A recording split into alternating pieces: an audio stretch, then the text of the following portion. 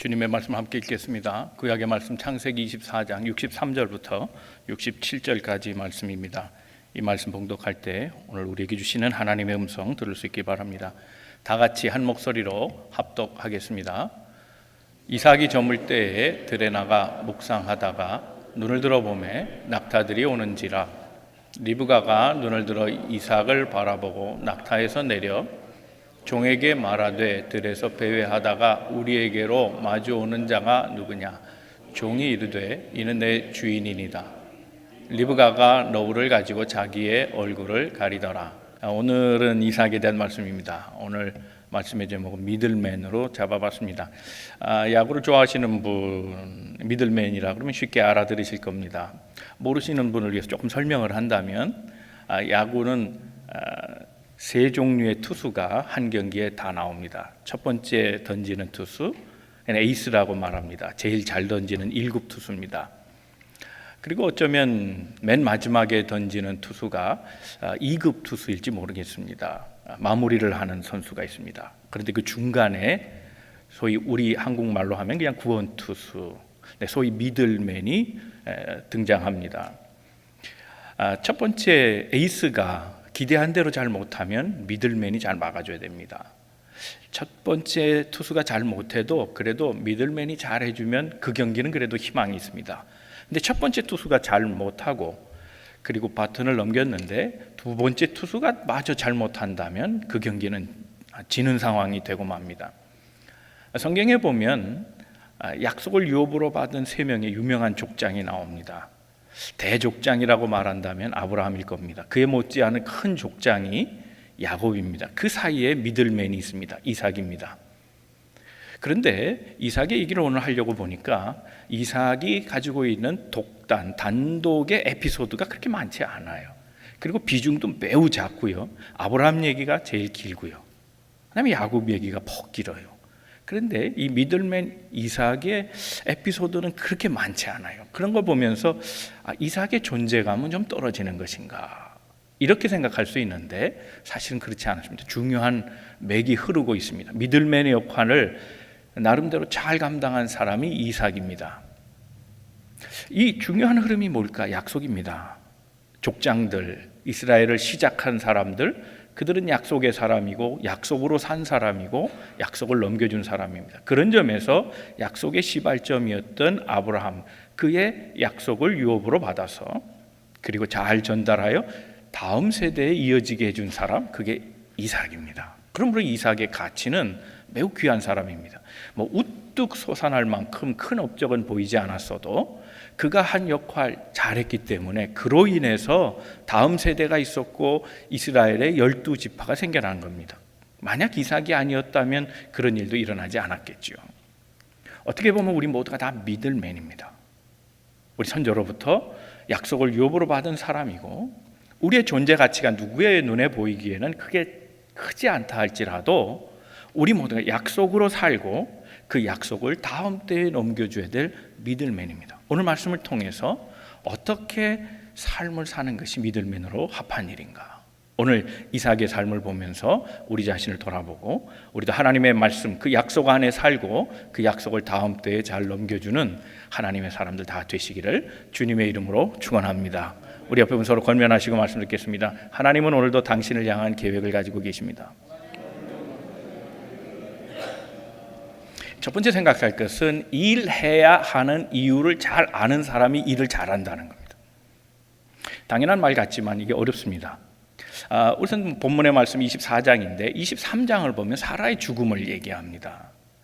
오늘 본문 마지막에도 그런 말이 있죠. 리브가를 만남으로 그가 어머니 죽은 다음에 위로를 받았다. 그렇게 얘기합니다. 헤브론에 장사한 어머니. 그리고 그 얘기가 결혼에 대한 얘기, 중매에 대한 얘기가 24장에 언급되고 25장에 가면 아버지가 죽습니다. 아브라함도 죽고 맙니다. 사레가 죽고 곧이어서 아브라함이 죽고 그는 아버지 어머니를 거의 동시에 잃은 그런 사람이 됐습니다. 아내가 죽은 다음에 아브라함이 아마 급했던 것 같아요. 경황이 없었던 것 같아요. 이제 경황이 없는 얘기를 설명을 드리겠습니다만은 우선적으로 그가 시급하게 해야 된다 마음에 먹었던 게 뭐냐면 아들 장가 보내는 겁니다. 그러시잖아요. 우리가 관연한 자식 있으면 아이고 빨리 이 자식 어떻게 장가를 좀 보내야 될 텐데, 아이고 시집 좀 보내야 될 텐데, 뭐 그런 생각 하시잖아요. 아브라함도 그랬던 것 같아요. 어미가 없으니 어떡합니까? 이제 아내가 사라지고 그 일을 맡아줄 자가 없으니 고민인 겁니다. 이게 마음의 숙제예요. 빨리 처리해야 되겠다. 그래서 오늘 본문 앞에 보면 24장 2절과 4절에 그가 가장 아끼던 그 집의 재산까지 맡길 수 있는 아주 듬직한 종, 그 종을 세워서 부인을 구해오라고 말합니다. 그래서 고향 땅으로 보냅니다. 아브라함 있는 고향 땅, 가나안 여자가 아니고 숱한 여행을 하면서 만났던 그 관계로 인한 그들의 딸이 아니라 내 친족들, 정말 하나님의 말씀을 오리지널하게 알고 있는 그 사람들을 방문해서 그 중에 좋은 처자가 있는지 한번 알아보라는 겁니다. 그의 이름이 엘리에셀입니다. 한번 말씀 읽어보죠. 4절입니다. 시작. 내 고향 내 족속에게로 가서 내 아들 이삭을 위하여 아내를 택하라 그랬습니다. 이 종의 이름을 엘리에셀이라 성경이 그렇게 기록합니다. 엘리에셀. 엘리라는 말 잘 아시죠? 예수님께서 십자가에 달리셨을 때 엘리 하셨잖아요. 그래서 엘리야를 부른다 그랬는데 그 엘리야가 아니에요. 엘리 라마 사박다니, 나의 하나님, 나의 하나님. 엘리의 뜻은 나의 하나님이란 뜻입니다. 엘은 하나님이고 엘리 그러면 나의 하나님, 이렇게 해석이 됩니다. 에셀이라는 말이 있습니다. 에셀 지파 아시죠? 에셀입니다. 이 에셀이라는 말은 어디에서 시작됐는가 하면 창세기 하와 때부터 시작됩니다. 독처하는 게 보기 안 좋다. 그래서 여자를 만들었는데 돕는 배필이라. 그래서 여자를 이름했는데 그 돕는 배필이 에젤입니다. 에젤입니다. 그러니까 엘리에젤이니까 하나님은 나의 도움이 된다. 하나님 나를 도우셨다. 그런 얘기입니다. 하나님이 도우십니다. 이삭을 배필을, 아름다운 배필을 만들어 주는데 하나님이 도우셨어요. 그래서 엘리에셀에게 분부하여 신부를 구하라 명하는데, 자, 경황이 없다는 얘기가 이제 또 나옵니다. 자, 급해서 어떻게 빨리 좀 장가를 보내겠다 생각해서 엘리에셀에게 신부감 구해와 그랬는데 그만 이사를 갑니다. 이사 가면 어떻게 해요? 엘리에셀이 돌아오면 못 찾을 거 아니에요, 집을. 이사가 시작돼요. 네겝으로 갔다 그랬습니다. 정관사를 붙여서 네겝이니까 네겝에 아마 중심쯤 있든지 어느 한 도시입니다. 네겝 사막 가운데 한 곳으로 이사를 가봅니다. 만약 엘리에셀이 신부를 구해왔더라면 본래의 집 주소로 갔다가 어디 가셨지? 물어서 찾아올 판입니다. 정신이 없어요. 지금 아브라함이 충격을 받은 것 같아요. 사랑하는 사람을 잃는다는 건 굉장히 충격입니다. 많은 심리학자들이 동의하기를 이 사랑하는 사람을 잃는 아픔은 5년 정도 시효가 간답니다. 굉장히 이게 고통스러운 겁니다. 그리고 고통의 지수를 애를 낳는 게 8이면 사랑하는 사람을 잃는 게 10이랍니다. 애 낳는 것보다 더 아픕니다. 사실은 지속적입니다. 굉장히 치명적일 수 있습니다. 그래서 5년 동안 괴로움 속에 산다. 보통 심리학자들은 그런 얘기를 합니다. 당황스럽겠죠. 자기도 말년인데 사랑하는 이, 평생 사랑했던 이가 지금 죽은 겁니다. 온갖 걱정에 정신없이 지금 일을 처리하다 보니 그만 주소지도 주지 않고 그리고 이사를 가버린 겁니다. 자, 이 사건이 이제 전개되면서 아버지가 죽은 사건을 성경에서 잘 명백하게 얘기하지 않아서, 죽은 사건은 25장 아브라함이 죽은 얘기가 나오지만 이미 24장 이 말쯤에 24장 끝날 때쯤 이미 아버지가 죽었을 거라 그런 생각을 많이 합니다. 왜냐하면 이 중매하는 과정에 아버지가 안 나옵니다. 아버지가 계셨더라면 그의 종이 엘리에셀이 처자를 데리고 왔을 때, 리브가를 데리고 왔을 때 아버지가 반드시 있었을 텐데 아버지가 안 나옵니다. 그래서 이미 어떤 극한 상황에 처했든지 아니면 사망했을 것이다. 학자들은 많이 그렇게 얘기를 합니다. 또 엘리에셀 입에서 뭐라고 말하는가 하면 이삭을 주인이라 말합니다. 주인 그렇게 안 바꿉니다. 그의 주인은 아브라함입니다. 이삭이 아니라. 그런데 주인이라고 부릅니다. 65절 한번 같이 읽겠습니다. 65절 시작. 종에게 말하되 들에서 배회하다가 우리에게로 마주오는 자가 누구냐? 종이 이르되 이는 내 주인이니이다. 리브가가 너울을 가지고 자기의 얼굴을 리브가가 묻습니다. 저 들에서 배회하는 사람이 있는데 저 사람이 누구냐? 엘리에셀이 말하기를 내 주인입니다. 근데 그 주인이 아브라함이 아니라 이삭이라는 겁니다. 이미 주인이 교체됐습니다. 이 말은 아브라함이 사망했을 가능성이 있다라는 겁니다. 자, 여하튼 지금 배회하는 이삭의 모습, 사막에서 배회한다. 리브가의 눈에 보기도 그 사람 이상한 겁니다. 우리 그렇지 않아요. 사람이 영감을 가진 사람들이라 느끼는 게 있어요. 왜 저 사람 저렇게 힘이 없지? 저 사람이 엄청 정신이 없는 것 같아. 뭐 때문에 그러지? 느낀다고요. 처음 만나는 관계인데 소위 어쩌면 신랑이 될 자라고 그렇게 생각하고 있었을 텐데 아니 저 신랑감이 왜 저래? 뭔가 이상하네. 배회하고 있어요. 저 사람이 누구냐? 엘리에셀이 묻는 겁니다. 생각해보면 그의 마음이 어땠을까? 어머니 돌아가셨죠. 혹 아버지가 돌아갈 가능성이 있습니다. 아버지도 돌아가신다 또는 돌아가셨다. 그의 마음이 얼마나 무거웠을까 하는 겁니다. 나는 어떻게 살지? 아버지에 비해서 나는 참 초라한데 아버지가 남긴 이 모든 가업들 내가 어떻게 꾸려갈까? 난 아직 장가도 가지 않았는데 고민이 많은 겁니다. 그래서 그는 들에 나갔다는 겁니다. 63절에 보면 그가 들에 자주 나간 사람이라는 걸 알 수 있습니다. 들에 가서 뭘 했느냐? 자, 63절 한번 말씀을 보겠습니다. 63절 말씀을 한번 돌려주세요. 63절에 보면 안 나오면 제가 읽겠습니다. 이삭이 저물 때에 들에 나가 묵상하다가 눈을 들어보매 낙타들이 오는지라 그랬습니다. 이삭이 들에 나갔다는 겁니다. 네게부의 어느 한 도시. 네게부는 굉장히 뜨겁습니다. 사막이기 때문에 그렇습니다. 네게부 제일 위쪽이 어느 도시가 있는가 하면 부엘셰바라는 게 있습니다. 우리 동산에 부엘셰바 있죠. 그 부엘셰바가 그 사막의 초입 부분 북쪽에 있습니다. 사막입니다. 여기는 연평균 기온이 34도입니다. 굉장히 더운 데입니다. 그리고 아래쪽 네게부의 맨 밑에는 40도입니다. 평균 기온이. 그냥 무지도 없죠. 평균 습도가 1년 내내 60% 정도 된답니다. 그러니 바닷가 쪽에 있으니까 습기도 있죠. 덥기도 하죠. 그런데 맨 밑에는 아니겠지만 부엘셰바도 아니고 그러니까 그 아래 지점이니까 매우 더웠을 겁니다. 그 더운 지역에 들에 나가는 겁니다. 들에 나가서 뭘 했느냐? 묵상했다 이렇게 나옵니다. 본문 말씀. 이삭이 저물 때 들에 나가. 그나마 사막은 밤에는 좀 열이 좀 식잖아요. 저녁에 들에 나가 묵상했다는 겁니다. 묵상 뭡니까? 조용히 골똘히 침묵하며 생각하는 겁니다. 묵상했다는 겁니다. 이 묵상했다는 말이 히브리 말로 하면 수아흐라는 말입니다. 수아흐라는 말의 의미가 있습니다. 묵상하다는 의미가 있고, 근데 이 수아흐라는 말이 딱 한 번 쓰여요. 성경에 딱 한 번 쓰여요. 성경에 딱 한 번씩만 쓰인 단어가 총 400개입니다. 이 400개의 단어를 뭐라고 말하냐면 하팍스 레고메논이라고 말하는데, 이 하팍스 레고메논 딱 한 번씩 쓰인 400개의 단어만 연구한 학자가 있습니다.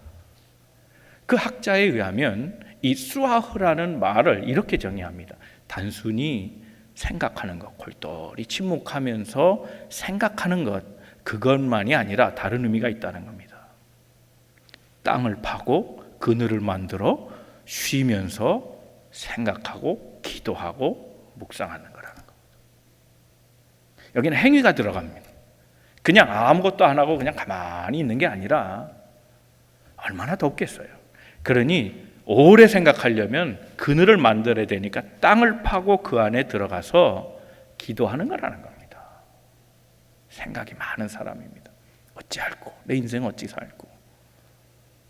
아버지도 안 계시고 어머니도 안 계시고 내가 족장이 되다니 내가 이 사명 감당할 수 없는데, 그러면서 땅을 파고 쏴 계속 묵상하며 기도하는 시간을 보냈다는 겁니다. 왜 그랬을까요? 왜 그랬을까요? 여러분, 이 왜라는 질문은 우리 뇌를 활성화시킵니다. 그래서 왜에 대한 답이 분명한 사람, 내가 왜 해야 되느냐에 대한 분명한 답이 있는 사람은 몰입하게 된다는 겁니다. 되게 많은 일을 건성건성하거나, 집사님 왜 웃으세요? 집사님 보고 한 소리가 아니에요. 우리 이건성 집사님 보고 한 소리 절대로 아니니까 웃지 마세요. 왜 웃으세요? 아니에요. 오해하지 마시고 이쪽 보고 하겠습니다. 건성건성하거나 말이죠. 대충 하는 사람들이 보면 왜에 대한 답을 못 가져서 그래요. 내가 왜 일을 하지? 어쩌면 울고 싶은데 뺨을 때려준다고 누군가가 하나 걸리기만 하면 그 일 관두는 거예요. 누가 내게 싫은 소리하고 상처만 주면 언제든지 포기해요. 그래, 관둬. 여러분, 사람의 관계에서 관두는 이유가 합당합니까? 하나님과의 관계에서 확실하다면 그 일을 포기해야 합니까? 이건성 집사님, 이건 얘기해 보세요. 어떠세요? 그렇게 건성건성 해야 됩니까? 아니잖아요. 하나님과의 관계가 확실한 사람은 사람에 의해서 요동하지 않아요. 지금 뭔가 할 일이 있는 겁니다. 해야 할 이유가 있는 사람은 멈출 수가 없어요. 내게부 뜨거워요. 그러나 그 뜨거운 것도 사명으로 불태운 사람이에요. 지금 내 몸이 더 더워요. 사막 열기보다 내 몸이 더 뜨겁단 말이에요. 그래서 나간 거예요. 그 일이 더 중요하니까 무엇을 해야 할지, 어떻게 해야 될지 그 고민 앞에 하나님께 답을 구하고자 하는 그 뜻이 뜨거우니까 환경 중요하지 않아요. 그걸 이겨낼 수 있어요. 사랑하는 성도 여러분, 여기에 대한 우리의 답이 있어야 합니다. 왜 기도합니까? 기도하는 사람이 기도할 때 방석이 있느냐 없느냐 그거 따지겠습니까? 정말 내가 지금 무릎 꿇고 기도하지 않으면 내가 죽는다, 내 남편 죽어, 내 자식 죽어, 기도하지 않을 수 없어. 그런 사람에게 바닥이 자갈밭이면 어떻습니까? 머리를 깨서라도 기도해야 될 거 아닙니까? 하나님을 예배하는 사람이 의자의 쿠션이 얇고 두꺼우면 그게 무슨 상관이 있습니까? 하나님을 예배하는 사람이 아우 엉덩이 아파요. 예배 1시간 넘으면 이 의자 이거 안 돼요. 그게 옳은 얘기입니까? 예배에 대한 열정이 뜨거운 사람이라면 그런 이유를 달지 않아요. 왜 말씀을 연구하고 공부하고 말씀을 읽습니까? 왜 말씀을 묵상합니까? 하나님 말씀 없이는 살 수 없어서, 내 삶의 지혜가 너무 부족하여 하나님의 음성을 듣지 않으면 내 마음이 답답하니 누가 내 마음을 알리오? 하나님 말씀 붙잡고 살아가는 그 사람에게 설교의 시간이 10분이든 40분이든 50분이든 그게 무슨 상관이냐? 이게 중요한 거예요. 이게 있어야 돼요. 일을 해야 하는 이유를 아는 사람만이 일을 잘하는 거예요. 봉사, 섬김, 헌신, 찬양 모든 게 그래요. 왜 해야 되는가가 분명하다면 우리는 환경 얘기하지 않을 수 있어요. 아무리 뜨거워도 그것이 방해 요소가 되지 않아요. 수시로 들에 나가서 땅을 파고 그 더위를 맞아가면서 기도했던 이삭을 보세요. 이 사람이 존재감이 없다고요? 아니에요. 훌륭한 사람입니다. 정말 훌륭한 사람입니다. 사랑하는 성도 여러분, 하나님과의 관계가 더 굳건히 세워지고 우리 삶의 이유가 바로 그 하나님에 있기를 바랍니다. 그래서 주를 위해 헌신하고 수고하고 애쓰되 열심히 기도하고 찬송하고 말씀을 사모하는 우리 모든 성도들 다 되시기를 주님의 이름으로 축원합니다. 두 번째 생각할 것은 상황을 뚫고 간 열정이 필요합니다. 자, 이제 이유를 알았다면, 내가 왜 사막에 나가서라도 기도해야 되는가, 그 이유가 분명하다면 열정이 필요합니다. 이게 에너지거든요. 연료예요. 이 연료가 타야 되는 겁니다. 이삭은 들에 나가서 우선적으로 기다렸던 게 아마 아내였을 수도 있어요. 자기 존재에 대한, 앞으로 삶에 대한 이유도 있지만 아내를 만나는 장면을 보면 아내를 기다렸을 수도 있었을 겁니다. 그런데 이 아내를 그냥 하나의 하나의 수컷의 본능으로 여성을 기다린 거라 그러면 얘기가 달라져요. 야, 이삭은 그런 사람은 아닌 것 같아요. 약속 때문이에요. 약속 때문. 창세기 24장 3절 4절 말씀을 한번 같이 읽어보겠습니다. 시작. 내가 너에게 하늘의 하나님 땅의 하나님이신 여호와를 가리켜 맹세하게 하노니 너는 내가 거주하는 이 지방 가나안 족속의 딸 중에서 내 아들을 위하여 아내를 택하지 말고 내 고향 내 족속에게로 가서 내 아들 이삭을 위하여 아내를 택하라. 가나안 여자 구해오지 말라. 엘리에셀에게 그렇게 명했습니다. 꼭 이스라엘 사람을 얻어라는 겁니다. 가나안 여자 안 된다는 겁니다. 자, 가나안 여자 얻는 게 더 쉽겠죠. 주변에 다 가나안 여자니까. 그런데 그게 뭐가 문제가 됩니까? 유업이 끊어지는 겁니다. 유업이. 하나님의 역사에 단절을 가지고 오는 거예요. 이걸 생각한 겁니다. 이 말은 얼마나 이삭이 하나님에 대한 약속을 사모한 사람인가 하는 겁니다. 그걸 사모하면서 지키기를 애썼던 사람이에요. 이 유업을 이루면서 다음 일을 진행한 거예요. 순서가 그런 거예요. 꼭 해야 할 일 먼저 하고 그 다음 일을 하는 거예요. 적당히 일을 치러놓고 하나님의 일을 짜맞추는 게 아니라 우선 내게 말씀하신 것이 가나안 여자 안 되고 이스라엘 여자 택하라. 그게 내 눈앞에 먼저 떨어진 말씀이라면 눈앞에 있는 말씀부터 처리하고 가는 거예요. 하나하나 말씀을 그대로 따라 행한 거예요. 이게 훌륭한 사람입니다. 밖이 뜨겁죠. 뜨거우면 안 갈 겁니까? 가야죠. 그 약속 이루려면 열정을 불태워서라도 그것을 반드시 해내게 말겠다는 그게 필요해요. 하나도 안 웃긴 우스갯소리를 한번 하겠습니다. 여러분 코끼리를 죽이는 법 아시잖아요. 코끼리 죽이는 법 3가지가 있대요. 바늘로요 코끼리를 한번 탁 찌르고 쓰러질 때까지 기다린다는 거예요. 언젠가는 쓰러지겠죠, 그죠? 언젠가 늙어서 죽을 테니까 한번 딱 찌르고 넘어질 때까지. 2번째는 넘어진 다음에 죽을 때쯤 돼서 한번 탁 찌르는 방법이 있대요. 3번째는 계속 찌르는 거예요. 언제까지? 죽을 때까지. 이 말을 하려는 촉이 오시죠. 내가 왜 이 얘기를 하는가? 촉이 오시잖아요. 끝까지 하라는 거예요. 끝까지 하라. 물론 바늘로 코끼리를 찌르면 큰일 납니다. 동물 학대에 걸리거나 코끼리한테 맞아 죽을 수 있습니다. 그렇게 하라는 뜻이 아니라 열정을 가지라는 얘기입니다. 코끼리 거대한 상황이죠. 이루어질 수 없는 불가능한 상황같이 보이는 그것이 코끼리예요. 바늘 내가 할 수 있는 최대의 것이에요. 내 힘으로는 안 돼요. 그러나 그런 절박한 상황, 내가 도무지 할 수 없는 그런 상황에서도 포기하지 말고 열정을 태우며 끝까지 이루어질 때까지 하라는 거예요. 구하라 주실 것이요. 언제까지 구해야 합니까? 주실 때까지. 찾으라 두드려라면 열릴 때까지 찾을 때까지 계속 하는 거예요. 이 열정이 우리에게 필요합니다.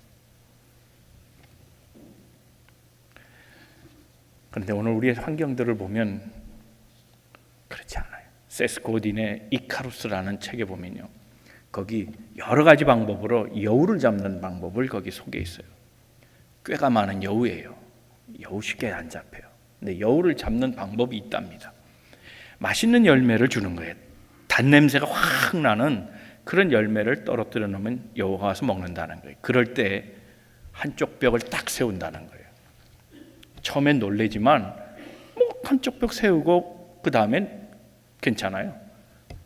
다음에 또 열매를 뿌려 놓으면 그때 여우가 와서 딱 물 때 다른 쪽 벽이 딱 쓴다는 거예요. 근데 또 아무 일도 안 일어나요.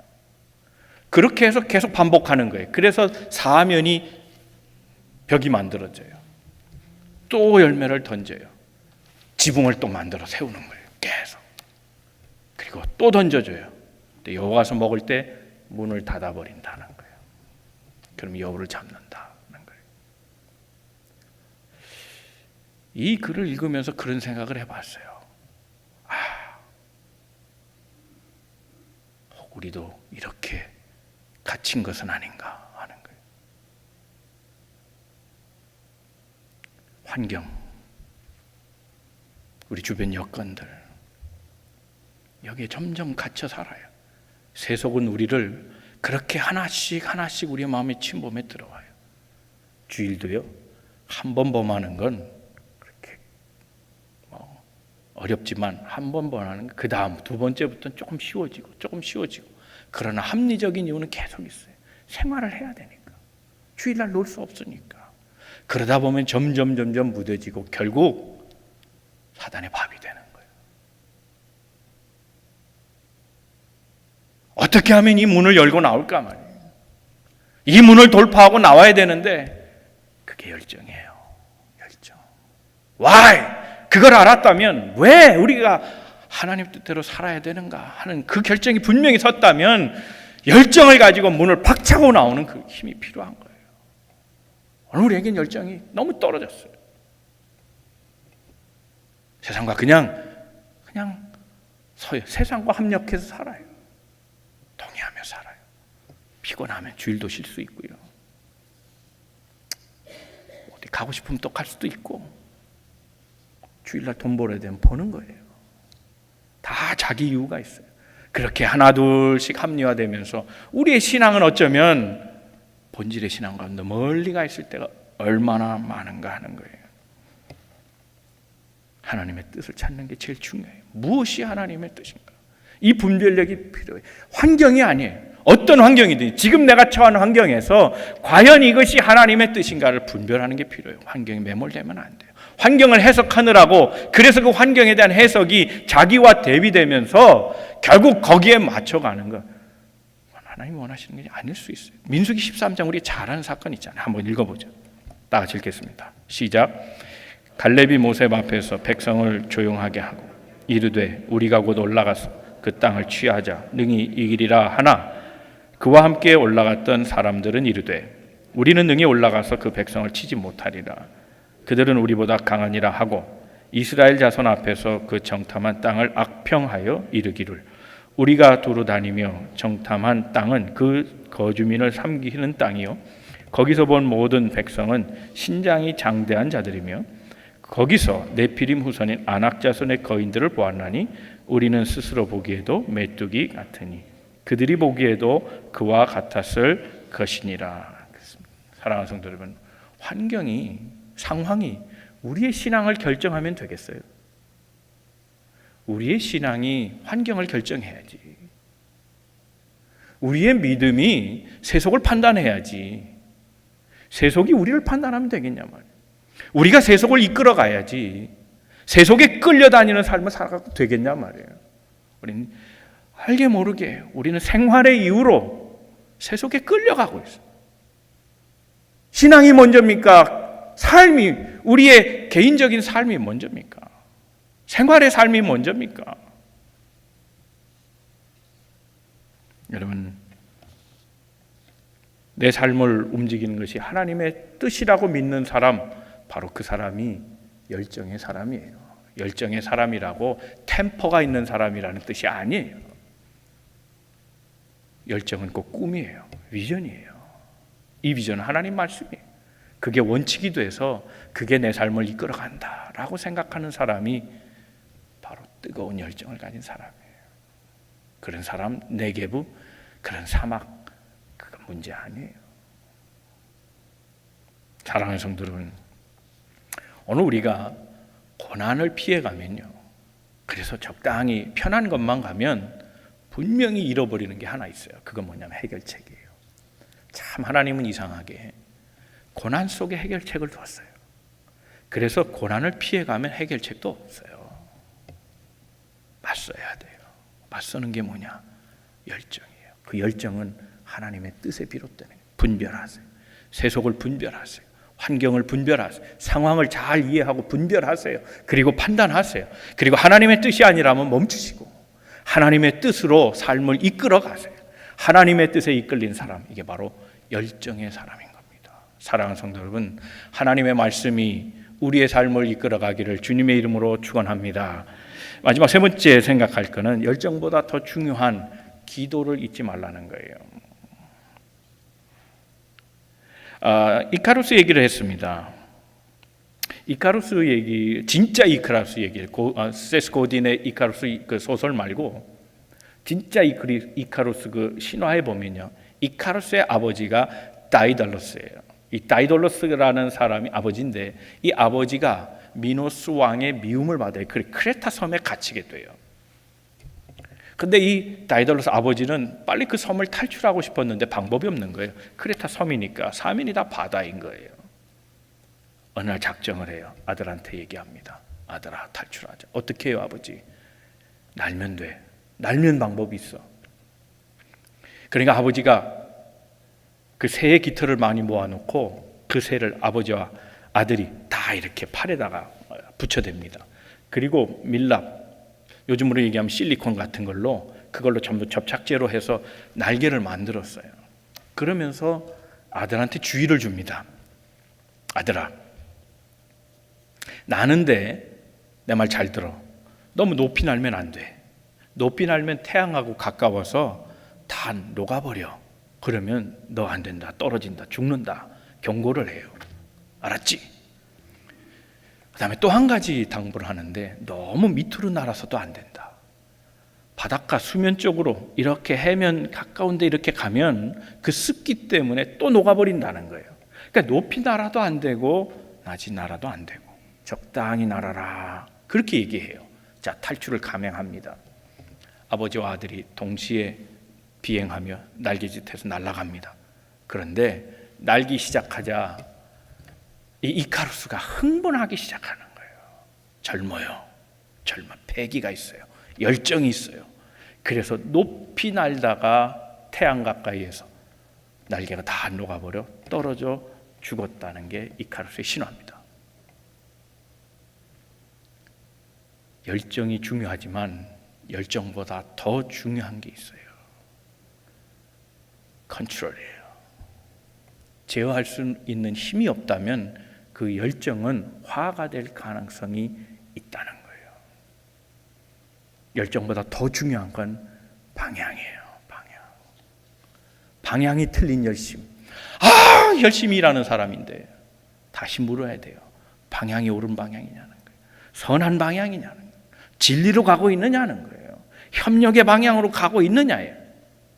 만약 그 반대의 방향이라면 그 열정은 삶을 파괴하고 관계를 깨고 공동체를 망가뜨릴 거예요. 열정으로 얘기하지 마세요. 그 열정이 하나님의 뜻에 맞는가를 생각하는 거예요. 열정이 만능은 아닙니다. 성경에도 열정을 가진 많은 사람들을 얘기합니다. 마태복음 5장 보면 거기 산상수훈 팔복에 대해서 설명할 때 그 1절에 보면 많은 무리가 따랐다는 거예요. 한번 읽어보죠. 시작. 예수께서 무리를 보시고 산에 올라가 앉으시니 제자들이 나온지라 그랬어요. 예수께서 말씀하실 때 사람들이 몰려들었어요. 무리라 그랬습니다. 이 무리를 오클로스라고 말합니다. 군중이라는 표현이에요. 그런데 이들은 다 산 아래에 있던 사람들이에요. 예수에 대한 열정이 있던 사람이에요. 말씀을 들으려고 모인 사람들이죠. 열정의 사람들이면 틀림없어요. 그런데 제자들을 따로 산에서 만났어요. 산으로 올라간 사람들 제자예요. 실제로 누가복음에는 산상수훈으로 얘기하지 않고 평지수훈으로 얘기합니다. 산에 올라가지 않았어요. 누가복음에 의하면 그래요. 산에 올라간 자를 마테타이라고 말합니다. 그게 제자입니다. 마테타이, 제자입니다. 많은 사람들이 열정으로 모였지만 궁극적으로 주의 뜻에 따라 방향을 주와 함께 같이 주와 동행한 사람, 그게 방향을 제대로 잡고 간 사람을 제자라 그렇게 말하는 겁니다. 그러면 여러분, 우리가 기억할 것은 이 방향을 잡기 위해 필요한 것이 무엇인가 하는 거예요. 말씀이에요. 말씀으로 방향을 잡아야 돼요. 늘 분별해야 돼요. 또 하나 있어요. 기도예요. 기도. 우린 기도하는 부분을 이렇게 생각해요. 우리 많은 경우 안타까운 게 뭐냐면 기도를 애스킹으로 생각하는 거예요. 우리 교회에서 기도를 왜 합니까? 얻으려고 하잖아요. 그런데 아니 1차원적이에요. 말초적인 생각이에요. 기도의 궁극적인 의미는 변화에 있어요. 변화. 만약에 구하고 얻고 구하고 얻고만 반복한다면 성숙된 신앙은 결코 못 이루어요. 기도하는 사람이 성숙하려면 변화에 초점을 둬야 돼요. 하나님 만나면서 주와 대화하면서 내 삶이 연결어가는 거예요. 하나님의 뜻에 맞추어가는 거예요. 그래서 방향을 잡을 때 가장 중요한 건 뭐냐? 하나님의 뜻을 묻고 기도하는 거예요. 주님, 내가 어떻게 되기를 원합니까? 나를 보고 내 삶이 고쳐지면서 변화되어 개선되어 가는, 그게 무르익고 성숙해져서 하나님의 사람이 되는 거예요. 이제 말씀을 정리합니다. 여러분, 시계가 멈추는 경험 많이 하시죠? 요즘은 다 전자시계고 배터리로 갑니다. 이 배터리가 없으면 시계가 안 가잖아요. 교환하면 시계가 다시 뛰기 시작하죠. 갑니다. 그런데 그 배터리가 새 거면요, 파워가 많아요. 파워가 아무리 많아도 배터리를 딱 갈아 끼는 순간 팍팍팍팍 뛰는 게 아니고 정해진 시간만큼 가는 거예요.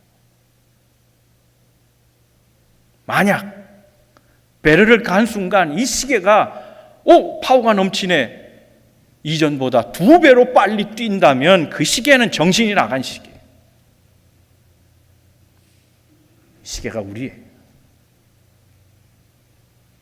정신이 나간 것처럼 뛰면 안 돼요. 시계는 법도대로 가는 거예요. 우리 인생이 우리의 힘으로, 우리의 생각으로 열심히 하는 게 아니라 방향을 잡아야 되는 거예요. 하나님의 뜻대로 가야 하는 거예요. 정확하게 말씀대로 순종하면서 순리대로 가는 것이 필요한 거예요. 사랑하는 성도 여러분, 이삭은 참 귀한 사람입니다. 크게 보이진 않지만 남이 보이지 않는 가운데도 그는 하나님을 추구했어요. 환경이 아무리 불비해도 그는 기도하는 영성이었어요. 사막의 땅을 파고 하나님의 생각을 했어요. 어떻게 살아야 합니까, 주님? 하나님과 맞닥뜨리면서 환경을 말하지 아니하고 그는 사막의 열기도 이겨낼 만큼 열정을 가지고 있어요. 그러나 그는 기도의 사람이고 약속을 받은 사람이에요. 말씀의 사람이었어요. 방향을 하나님께 두고 살았다는 거예요. 사랑하는 사람들은 우리 다 미들맨이에요. 미들맨. 하나님 말씀으로 살아가는 사람들입니다. 방향을 제대로 잡고 하나님의 뜻이 내 삶 가운데 이루어져서 내 기도함이나 내 찬송함이나 내 말씀 읽음, 그리고 봉사하고 헌신하고 수고하는 것, 하나님의 뜻을 찾고 하나님부터 힘을 얻고 끝까지 이 약속대로 살아가는, 그리고 약속을 다음 때에 물려주는 믿음의 사람으로 살아가기를 주님의 이름으로 축원합니다.